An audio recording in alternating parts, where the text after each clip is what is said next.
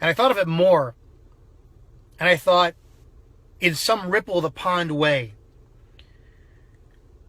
all the arrests I did for bullshit little baggies of weed, for somebody, driving over the little yellow line, and then I went in their car, I smelled cannabis, and I took a weed out, and the Hispanic male who doesn't have a valid driver's license, or he has a suspended driver's license, but he's got 5 kids to feed, and the only way he can get to work was to drive for that day, and I arrest him, court costs, court fines, tows his car, and I understand it's his fault. I understand it's the kid's fault who's got weed on him, all that stuff, but when you pressure and pressure and pressure and pressure these kids, these people, with these petty crimes that we have discretion over, it's like beating a dog. We're not government-paid revenue generators. And I was thinking about how many times I wanted stats. I wanted to prove to my department what I'm capable of doing. And when you put together a point system, you have what happens like in my department, where you get an officer who's brand new and he's not accumulating his points, so he pulls someone over, and there's a friggin' little pill in the car, and that person gets arrested. And it's legal. It's 100% legal. It's a controlled substance. It wasn't her pill. But that person's now got a felony on their record. I can't live with that.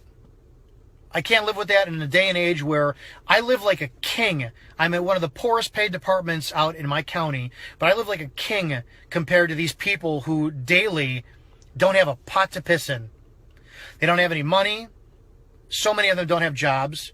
They're all crammed 6, 7, 8 into a 2-bedroom house. This is not my job. This is not the job I signed up for.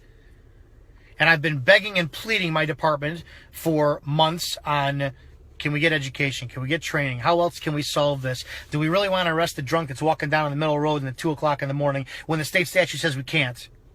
And I'm so fed up with this. And I told you, my time in law enforcement is very, very, very nearing the end. So when you're not heard, sometimes you got to demand that you're being heard. So when you have part of the problem and you can be part of the solution, I chose to do what in my heart I think is right. For every one of you out there, every one of you cops who goes out there and because of something I did in my last 16 years by arresting someone with heroin who probably had such a drug problem they didn't know what they were going to do, and jail and fines aren't going to be the answer, and if the court is only going to chew them up and spit them out, then why aren't we getting them help? Why aren't we? Why are we doing this opioid initiative now in our county, but for years it's been arrest.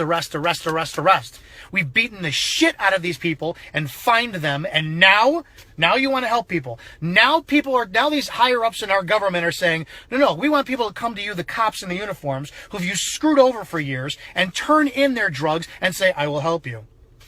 Good luck with that. I have loved this job since I've taken it, but I've disagreed with the way that this has gone. And if we want change in this country, it has to start with us. We are public servants, not public punisher officers, not revenue generators.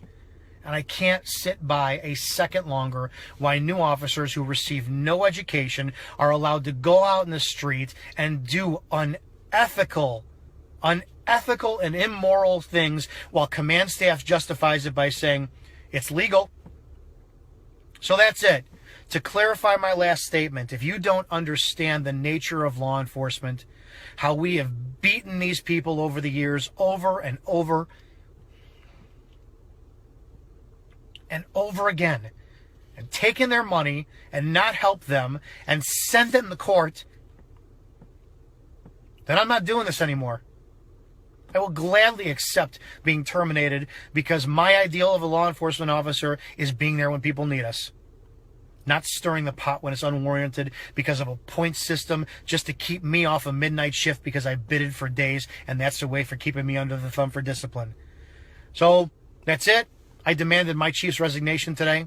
I refuse to work for someone whose thumb is not on the pulse of what the people in my town who don't have a pot to piss in depend on us as officers to do.